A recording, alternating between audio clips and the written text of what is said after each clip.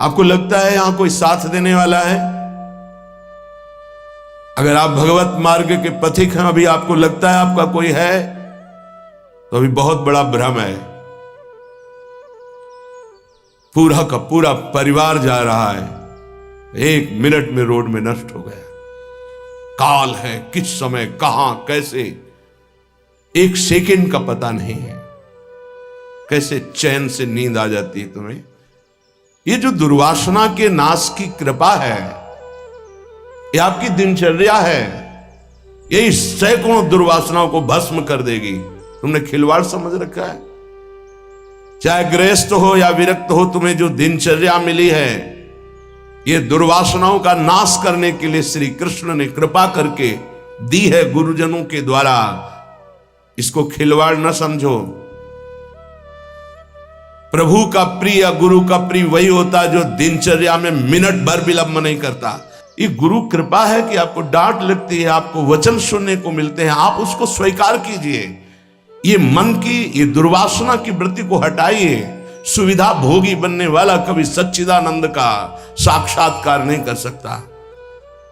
जानबूझ करके सुविधाओं का त्याग होता है, सुविधाओं में रहते हुए, और परमात्मा प्राप्ति की विकलता प्रकट की जाती है। समझ में नहीं?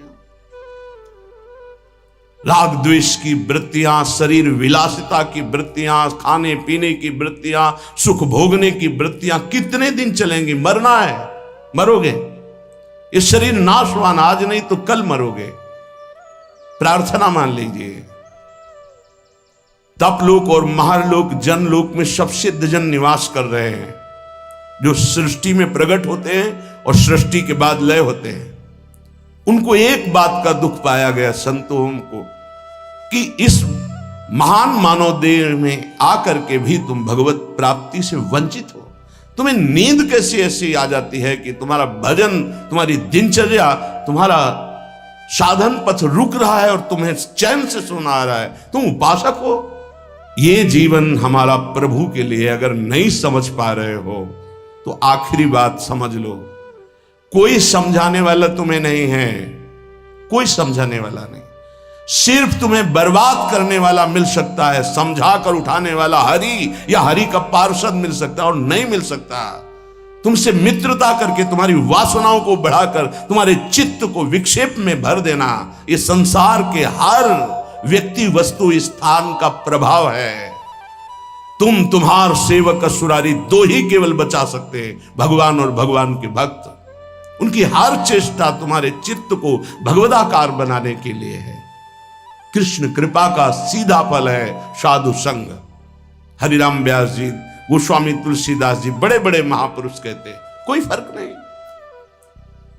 कैसे मनुष्य शरीर को तुमने प्राप्त करके नाश करने की ठान ली है कि हम जो मन आएगा सो करेंगे। यहां बैठने मात्र से भगवत प्राप्ति है। क्यों? यहां खास बात, श्रीधाम वृंदावन यमुना का पावन पुलिन, और कोई मिनट ऐसा नहीं जहां यहां भगवत चर्चा ना हो रही हो, भगवत गुणगान ना हो रहा हो, भगवत नाम कीर्तन ना हो रहा हो।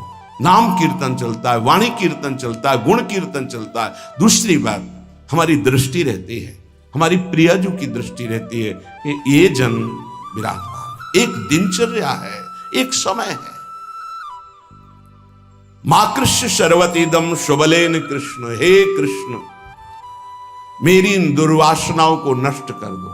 फिर प्रार्थना करता हूं सब उपासक उपासिकाओं से, गृहस्थ विरक्तों से, यदि आप हमारी श्री जी से जुड़े हैं तो आज्ञा पर ध्यान दीजिए। अगर आज्ञा पर ध्यान नहीं देते तो माया तुम पर ध्यान रख देगी, और उसके ध्यान रखने का मतलब है बैठे बैठे जलोगे, जैसे अंगार पर जला जाता है ऐसे जलोगे। दुर्वासना तुम्हें जला देगी, तुम्हें पता नहीं है।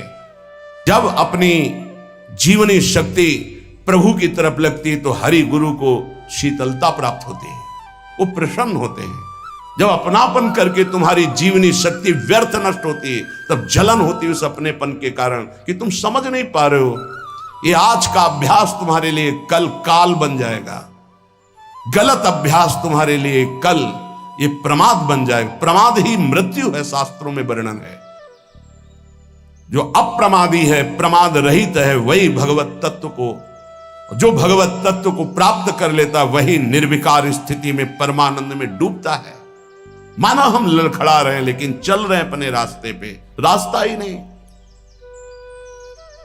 उपासक को इस बात पर सदैव सावधान रहना पड़ेगा। अगर हम अपनी इच्छाओं का मर्दन नहीं कर सके, अपने गुरु की आज्ञा पर नहीं चल सके, अपने शास्त्र आज्ञा पर नहीं चल सके, तो मुझे लगता है कि आगे चल करके आपका जीवन बड़ा संकटपूर्ण रहेगा। संकटपूर्ण, ये विकार आपको रौंद देंगे। इसीलिए विचलित होते हैं कि आप लोग इतने बलवान बनिए कि आक्रमण कब हो जाए, कहां किस वासना का, आप उससे लड़ना जाने। आपके अंदर युक्तियां होनी चाहिए। आप हमारे भगवत पार्षद हैं, श्री जी के जन हैं, आपके अंदर युक्ति होनी चाहिए।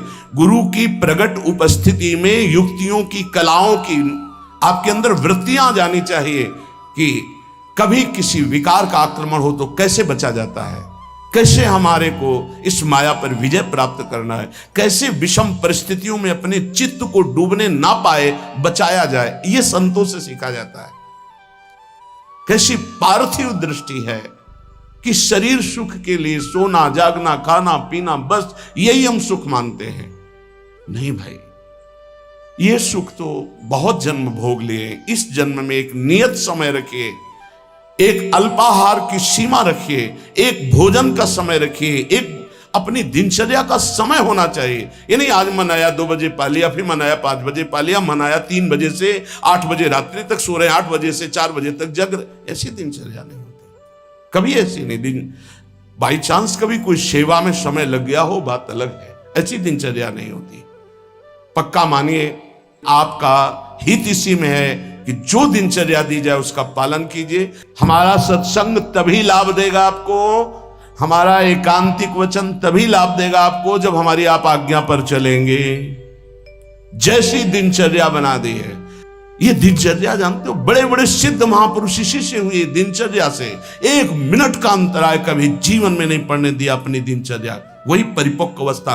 12 वर्ष एक दिनचर्या कर लीजिए, आप देखिए आपका क्या स्वभाव बनता है। यहां 20-20 वर्ष, 25-25 वर्ष व्यतीत हो जा रहे हैं, कोई दिव्यता नहीं आ रही। कारण क्या है? खो रहे हैं, जीवन को खो रहे हैं। बिल्कुल, कई बार हम चिल्ला चिल्ला कर कहते हैं कि आप समझिए, ये जो दिनचर्या है ये भगवान का स्वरूप है। जो गुरु प्रदत्त दिनचर्या है वही तुम्हें ब्रह्मबोध कराएगी, वही भगवत प्रेम कराएगी। नहीं, ये वासना बहुत बलवान है। पता नहीं चलता कि हम निर्वासनिक हो गए कि वासना युक्त है। एक योगी जी आए थे महान, वो अभी गए हैं तप के लिए, वो जहां बर्फ के भगवान का स्वरूप, हाँ अमरनाथ शायद ऐसे हो गए हैं। वो बोल रहे थे कि क्या है कि इतनी साधना पर भी वासना, क्या ये प्रारब्ध है? प्रारब्ध से वासना भोग उपस्थित कर सकती, क्रिया नहीं। क्रिया उपासक स्वयं छूट दे करके करता है। कोई भी भोग सामग्री प्रारब्ध से, विश्व की भोग सामग्री आ सकती है पूर्व प्रारब्ध से, लेकिन उसका संयोग आपके अविवेक और विवेक के ऊपर टिका हुआ है। अविवेकी हो तो संयोग करोगे, विवेकी हो तो बचा लो, नहीं तो प्रारब्ध भोगते भोगते पशुता आ जाएगी, दैवी संपत्ति नहीं आएगी। प्रारब्ध का आना हो सकता है, लेकिन प्रारब्ध हमको उस भोग में लिप्त कर दे, ये अज्ञान हो सकता है। ये प्रारब्ध नहीं है कि आप मनमानी आचरण करते रहें, आप मनमानी। कितना दुलार किया जाएगा, कब तक दुलार किया जाएगा? भगवान इतना दुलार करके मानव देह दिए, कहते भगवान कहां है? कैसी विचित्र भगवान की माया है। गोस्वामी श्री तुलसीदास जी महाराज कहते हैं, तू तो पछितई है मन में जी हाथ। अभी समय है, समय है। सबसे बड़ा पछतावा क्या? भगवान का साक्षात्कार नहीं हुआ और शरीर छूट रहा है। ऐसे साक्षात्कार होगा? केवल भगवदाकार वृत्ति से भगवत साक्षात्कार होता है, उसी के लिए सारा प्रयास है। सबसे बड़ा डर क्या? प्रभु का नाम ना छूट जाए, सबसे बड़ा डर। जिसने इस बात को समझ लिया वो जीत गया। सबसे बड़ा पछतावा क्या, बिना प्रभु से मिले जा रहे हैं, यहां से मृत्यु लेख से बिना भगवत साक्षात्कार किए जा रहे, बड़ा पछतावा। सबसे बड़ी भयंकर डरावनी बात है कि प्रभु को भूल गए। का हनुमंत विपत्ति प्रभु सोई, ये दो बातें कभी जीवन में चिंतन किया इनका? एक सेकंड के लिए भगवत विस्मरण भी बर्दाश्त नहीं। सबसे बड़ी हानि, सबसे बड़ी विपत्ति, सबसे बड़ा भय भगवत विस्मरण हो जाना। और बड़ा पछतावा कि जा रहे हैं लेकिन प्रभु से आंख नहीं मिला पाए, जीवन व्यर्थ चला गया। सबसे बड़ा मन पछितई है अवसर बीते, दुर्लभ देह पाए हरिपद भज करम बचन अरु जीते। ए सुत बनितादि जान स्वार्थ रत ना करुणे सभी ते, अंत ही तो ही तजेंगे पामर तू न तजय बहीते। जानते भी नहीं हो कि पुत्र कौन बनाए, पुत्री कौन बनाए, पत्नी कौन बनाए, पति कौन बनाए। ये बस 40, 50, 60 वर्ष का संयोग, इसके बाद कितना है 40, 50, 60 वर्ष। ब्रह्मलोक में एक सुई लेकर कमल के दल को छेद दो, यहां 1 वर्ष हो गया। अगर 60 बार वहां से छेद दिया तो पूरा जीवन चला गया। कितना समय है। ऐसे ब्रह्मा भी जिससे भयभीत रहते हो, काल चक्र भगवान का है। ऐसे भगवान की प्राप्ति नहीं की तो भटकते रहोगे अनंत योनियों में। तो तू पछितई है मन मींजी हाथ, ये प्रक्रिया होती है, पूरा जीवन व्यर्थ चला गया। भयो है सुगम तू को अमर अगम तन, समुझी धोकत खोवत अकाथ। तो तू पछितई है मन मींजी हाथ, सुख साधन हरि विमुख वृथा, जैसे श्रम फल घृत हित मथे पाथ। यह विचारी तजी कुपथ कुसंगति, चलि सुपंथ मिली भले साथ। तो तू पछितई है मन मींजी हाथ। ऐ मन, तू पछताएगा बाद में, हाथ मसलेगा तेरे, कुछ कब्जे में नहीं आएगा, हाथ में नहीं आएगा। तुझे देवताओं को लिए भी दुर्लभ मानव देह मिली। भयो है सुगम तो को अमर अगम तन, अमर कहते देवताओं को, देवताओं से भी श्रेष्ठ तेरे को मानव देह मिली। समुझ धोकत खोवत अकाथ, और ये मानव देह मिली थी भगवत प्राप्ति के लिए। क्या समझ करके तूने भगवत विमुख जीवन व्यतीत करने का निश्चय कर लिया? क्या तुझे मिलेगा?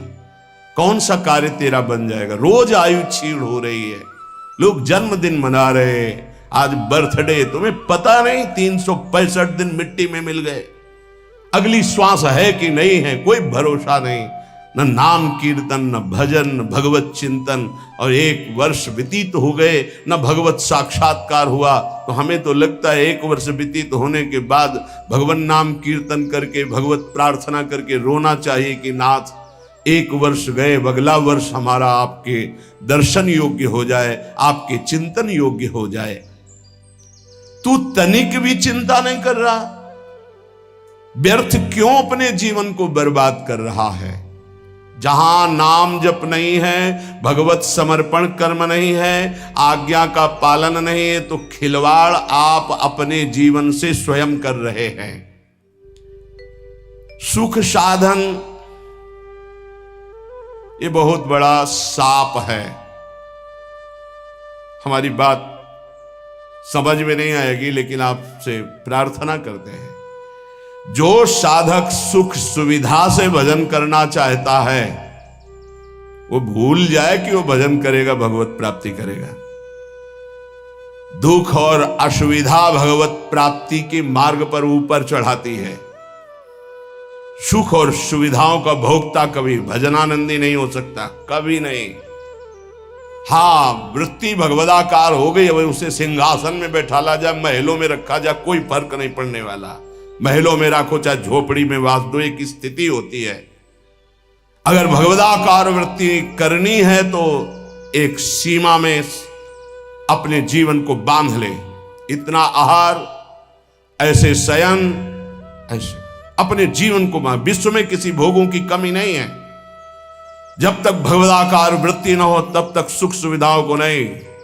भूम शयन वलकल वसन, जैसे शास्त्रों में वर्णन आता, तो चलो वलकल वसन की जगह कौपीनवंता खलु भाग्यवंता, मार्किन की कौपीन, मार्किन नीचे वसंग ढकने के लिए, आहार के लिए अल्पाहार, रात दिन भजन, भूमि शयन, जमीन में आसन लगा, चटाई बिछी। 50 साधक ऐसे हैं, उनके कमरे में जाओ तो कुछ है ही नहीं, एक चटाई बिछी हुई बस, एक अचला लंगोटी टंगी बस, वो भी तो साधक है। आहार जो श्री जी के द्वारा प्रदान हुआ आकाश वृत्ति से आता है। आकाश वृत्ति परम पवित्र निर्मल, जैसे आकाश का जल निर्मल होता है, ऐसे आकाश वृत्ति जो आ गया उसी से भरण पोषण हो रहा। याचना नहीं, संकेत नहीं, जो प्रारब्धवशात श्री जी की कृपा से आ गया उसको अपने उदर में डाला। राधा राधा राधा हमारा लक्ष्य है, मरना। जीवित मर जाए उलट आप में समाये यह दिलगिरी। ये झांसे में मत पड़ो माया के, ये खा लो, ये पी लो, ये सो लो, ऐसा गद्दा, ऐसी कंबल, ऐसा स्वेटर, ये सुख सुविधाएं अभी नहीं, फिर बाद में जोई जोई प्यारो करे सोई मोई भावे। अभी जो आज्ञा है उसके अनुसार चलेंगे। क्या नहीं देने की चेष्टा की राका बाका जी को ठाकुर जी ने? नहीं चाहिए, आपका दिया हुआ भी नहीं चाहिए, आप चाहिए, सिर्फ आप चाहिए। चलो हमारी वैसी स्थिति नहीं है तो जितने से हमारे प्राणों का पोषण होता, शरीर निर्वाह होता, बस। कह रहे सुख साधन हरि विमुख, दो भाव। यदि हरि से विमुख हो तो सुख साधन तुम्हें जलाएंगे, चिंता शोक भय प्रदान करेंगे। दूसरा भाव, ये सुख साधन तुम्हें हरि से विमुख कर देंगे। सुख साधन हरि विमुख, दो भाव हैं इसके। अगर हरि विमुख हो, सुख साधन है तो जलते रहोगे, चिंता भय शोक मृत्यु इससे बच नहीं पाओगे। और अगर सुख साधन के भोक्ता हो तो हरि विमुख हो जाओगे, भजन में रुचि नहीं रह जाएगी। ये जीवन जो मिला है सोने के लिए नहीं मिला है, प्रभु प्राप्ति के लिए मिला है। उचित निद्रा, उचित शयन। ये भेड़िए की तरह बच्चों को डराने वाले विकार होते हैं, भगवत मार्ग के पथिकों को नहीं। हाँ, हम स्वयं स्वीकार करते इसलिए घुटने टेक देते हैं। अगर स्वयं स्वीकार न करे तो विश्व ब्रह्मांड में कोई विकार नहीं है कि तुम्हारे को गिरा सके। तुम हरि पार्षद हो, प्रियाजू के शरणागत हो। जब तुम स्वयं ललचा कर ये खिलौना चाहिए तो मेरी प्रियाजू कृपाल खेल ले जा। जब ऊब जाना तू बताना मेरे से। नहीं, भगवत पार्षद को कोई गिरा सके, सीम की चाप सके को तासु बड़ रखवार रमापति जासु। ऐसे खिलवाड़ समझते हो परमार्थ के पथिक हो करके? तुम्हें कोई गिरा सकता है, तुम गिरना चाहते हो इसलिए गिर सकते हो। अगर तुम गिरना ना चाहो तो कोई गिराने की सामर्थ्य नहीं रखता। साधन विषय सेवन जितना है, दोनों अलग अलग मार्ग है। विषय को साधन बना लो, साधन विषय ना बना लो, जीवन नष्ट हो जाएगा। नहीं समझ पा रहे, नहीं समझ पा रहे। गुरुजनों की रुचि देखी जाती है। क्या रुचि? मन मन की रुचि जाने नहीं विधि अनुसार। अनुमति तो सब ले रहे हैं, आज्ञा का पालन कौन कर रहे हैं? आज्ञा एक बार होती है, ऐसे चलो। फिर वो कृपाल होते हैं, अनुमति दे देते, चलो ऐसे चलो। क्या क्या तरीका क्या है? क्या आप अपने सुख सुविधा के द्वारा साधना के मार्ग पर चल सकते हो? खिलवाड़। आज्ञा पर जब चलना है तो परमार्थ का पथ प्रकाशित होना। इतना समझ लीजिए कि प्राण चाहे चले जाए, हम गुरु आज्ञा को उल्लंघन नहीं करेंगे। आप जीत गए। अगर आप ऐसा नहीं करेंगे तो आप परास्त हो जाएंगे। चाहे गृहस्थ मार्ग से परमार्थ में चले, चाहे विरक्त मार्ग से चले, दोनों के लिए वही भगवत प्राप्ति है, पर आज्ञा पालन। सुख साधन हरि विमुख। और हरि विमुख तो वृथा जैसे श्रम फल घृत हित मथे पाथ। पानी को चाहे जितना मथते रहो कभी घी नहीं निकलने वाला। ऐसे ही सुख सुविधा में जो भजन करते हैं उसमें घी नहीं निकलने वाला। प्रेम रूपी पानी का मथना है। अगर सुख सुविधा से ही भगवत प्राप्ति होती तो रघुनाथ दास गोस्वामी के पिता और उनके भाई एक राजा महाराजा की तरह वैभव था। जब उनको स्कूल पढ़ने के लिए भेजा जाता था तो 4 साथ में अंग रक्षक और पालकी में बैठ के जाते थे, पूज्य श्री रघुनाथ दास गोस्वामी जी। लेकिन जब महाप्रभु चैतन्य देव के नाम कीर्तन को सुना तो हृदय व्याकुल हो गया कि जीवन का लाभ तो यही है। महाप्रभु ने अनुमति नहीं दी, नहीं तुम अभी पिता के घर में रहो। उनका अब भागे जगन्नाथपुरी गए। महाप्रभु के समय भूख प्यास सब सहते हुए पिता को जब पता चला कि अब वो नहीं आएंगे तो वैभव भेजने लगे।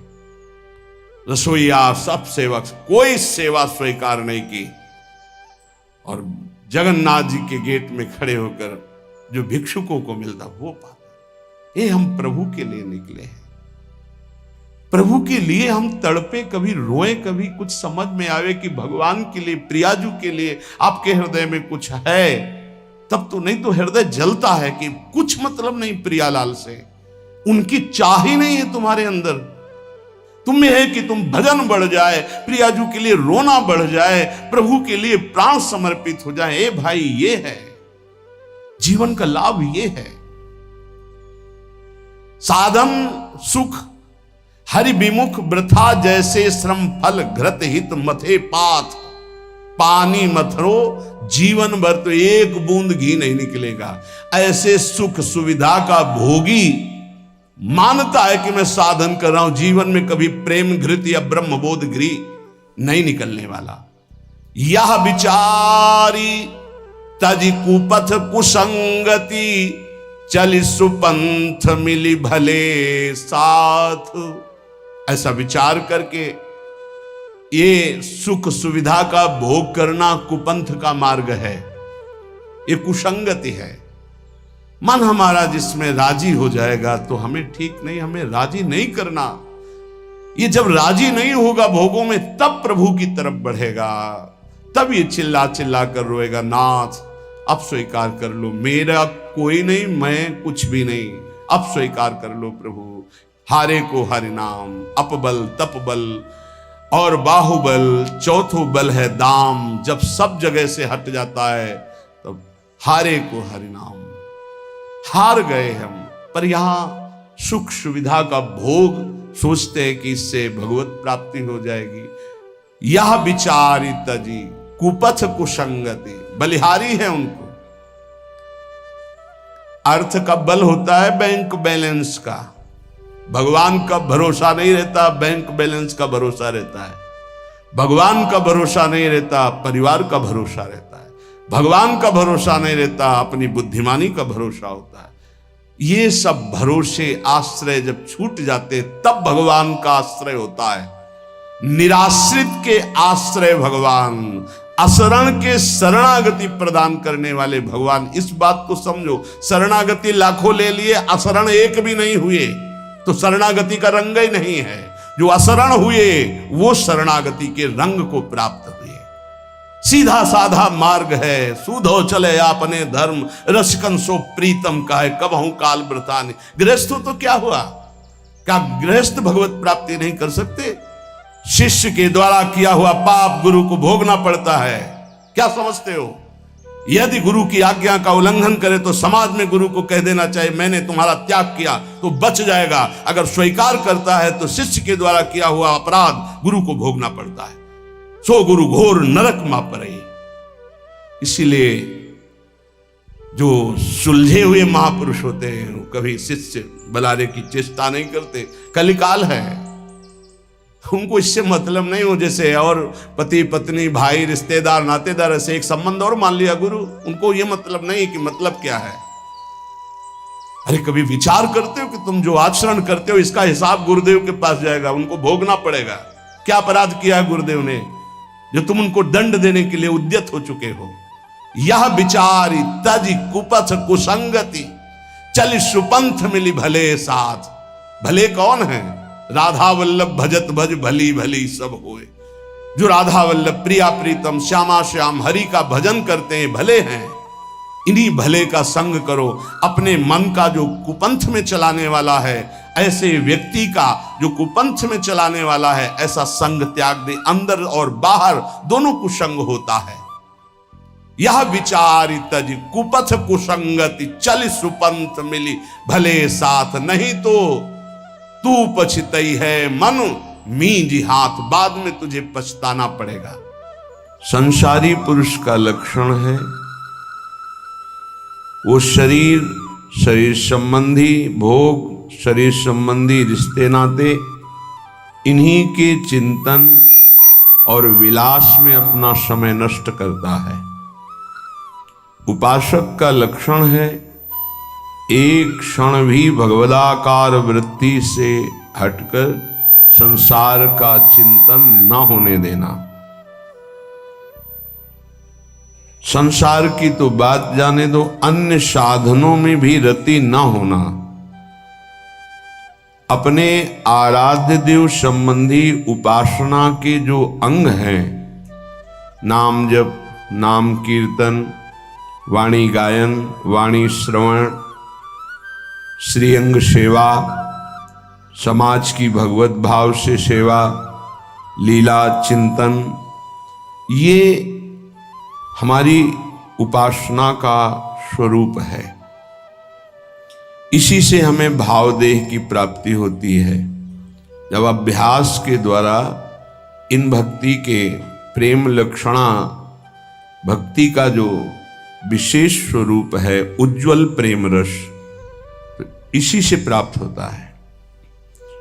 जो उपासक अन्य साधनाओं की तरफ वृत्ति ले जाता है, राई के समचलत ही होत और की ओर। थोड़ा राई बहुत छोटा दाना होता है, अगर थोड़ा भी साधन में मिलावट हो जाए तो उपासना के उपास्य देव के रस में बाधा खड़ी हो जाएगी। ये उपासक बहुत ध्यान से समझ ले। अपनी उपासना जो गुरुदेव के द्वारा प्राप्त हुई है, राई भर भी यदि कोई मिलावट हो गई तो उपासना बाधित हो जाएगी। अब या में मिलौनी मिले न कछु, जब खेलत रास सदा बन में। यदि वृंदावन का आश्रय है, वास है, उपासना है, तो या में मिलौनी मिले न कछु, इसमें मिलौनी नहीं मिलनी चाहिए।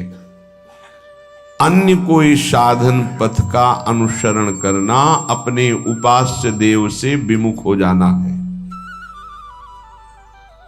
बहुत प्रकार का संग सत्संग नहीं होता। इष्टाकार वृत्ति हो जाए उसे सत्संग कहते हैं। तो इष्ट मिले और मन मिले, मिले भजन रस रीति, तहां निशंक है मिलिए तासों की जय प्रीति। यदि इष्ट नहीं मिल रहा और मन का तात्पर्य है यदि वो चरित्रहीन है, मनमानी आचरण करता है, तो इष्ट गुरु से विमुख है। हमारा मन नहीं मिलना चाहिए, ऐसे जनों से नहीं मिलना चाहिए। यद्यपि परम स्नेही, चाहे वो कितना प्रिय संबंधी, रिश्तेदार, नातेदार, मित्र कोई भी हो, जाके प्रिय न राम वैदेही तजिए ताहि कोटि बैरिशम, लाखों बार सुना है, पर क्या आचरण में है? हमारे हृदय में ये बात बैठ जानी चाहिए कि जरा सा कुसंग हमारी उपासना के रंग में बाधा पहुंचा देगा। एक ड्रम दूध हो और एक खटाई की फांक छोड़ दो, सब फट जाएगा। उपासना दुग्ध जैसी निर्मल, पौष्टिक, स्वादिष्ट, पवित्र, स्वरूप बोध कराने वाली। जरा सा कुसंग हो जाए फट जाएगी, उपासना की वृत्ति हट जाएगी, जो भाव का स्वरूप बन रहा था वो फट जाएगा। जैसे एक खटाई की फांक पड़ते ही एक ड्रम दूध पूरा फट जाएगा। ऐसे कपट व्यवहार करने वाले, ऐसे भगवद विमुख आचरण करने वाले कुसंगी जनों को मन कभी नहीं देना चाहिए। अगर हम मन देंगे तो हमारा मन उपासना से हट जाएगा। साधना की बड़ी सूक्ष्म वृत्ति होती है। कभी कभी मन प्रभु में नहीं लगता तो उपासक को उबने की जरूरत नहीं है, धैर्य की जरूरत है उस समय कि उसका मन किसी विषय में विषयाकार ना होने लगे। किसी व्यक्ति के संग की लालसा हो जाए कि अब भजन में मन नहीं लगता, चलो उसके पास बैठते हैं, तो वो गुण दोष से युक्त अंतःकरण वाला गुण दोष का वर्णन करके हमारे हृदय में राग द्वेष की वृत्ति को पुष्ट करेगा। कोई रागात्मक बात करेगा या द्वेषात्मक बात करेगा। इसलिए गाहे न दूजी चाल। अगर हमारा भजन नहीं हो रहा तो हमको शांत गंभीर रहना है। कोई ऐसा कुसंग न हो जाए वृत्ति का, व्यक्ति का, कि ये भजन ना होने की वृत्ति लंबी खिंच जाए। अगर आप गंभीर रहे, धैर्यवान रहे तो भजन चल पड़ेगा। कभी थोड़ा भजन होता है, कभी बहुत भजन में मन लगता है, पर धैर्य नहीं छोड़ना चाहिए। दूसरी बात स्वीकार नहीं करनी चाहिए उपासक को। कोई ऐसा नहीं है जो हमारी वृत्ति को बदल सके। यदि नाम चल रहा है, अगर नाम भी नहीं चल रहा तो हमें धैर्यपूर्वक उस समय, भले सो जाए, एकांत हो जाए, उस समय काट लेना चाहिए। उस समय वृत्ति आई है। और चतुर उपासक तो जबरदस्ती वाणी गायन शुरू कर दिया, सत्संग शुरू कर दिया, जिससे हमारा चिंतन बदल जाए। पर कुसंग नहीं। मन नहीं लग रहा तो चलो अमुक व्यक्ति के पास बैठकर प्रपंच करते हैं, बातचीत करते हैं।